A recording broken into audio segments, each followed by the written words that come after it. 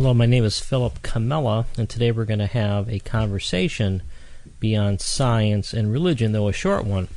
On the prior show, I played an excerpt from my show I did 3 years ago with Richard Conn Henry, who had wrote this article in Nature magazine called The Mental Universe, and it was a very interesting article because part of it was him concluding that even though science knows the world is entirely mental, that we carry on as if it's not. Now, from a metaphysical standpoint, this is interesting. From a sociological perspective, it's very interesting, saying, among other things, that maybe we need something hard to hold on to. We don't want to give up our grip on the physical world. And this obviously has a lot of psychological implications. But from a vision standpoint, which is what this series of shows is about, what it does is it gives up our vision to a material world. We start thinking like robots. We start thinking in a limited fashion.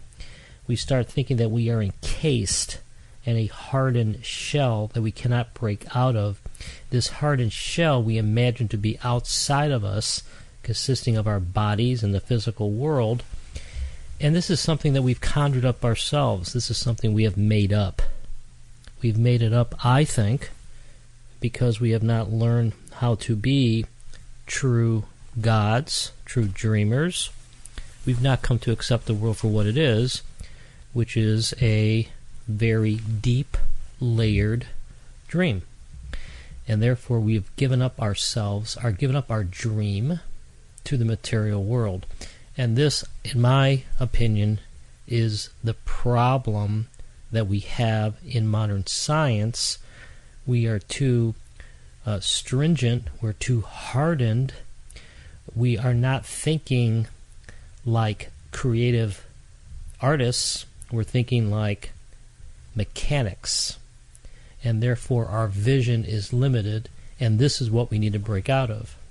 Next show we'll talk more.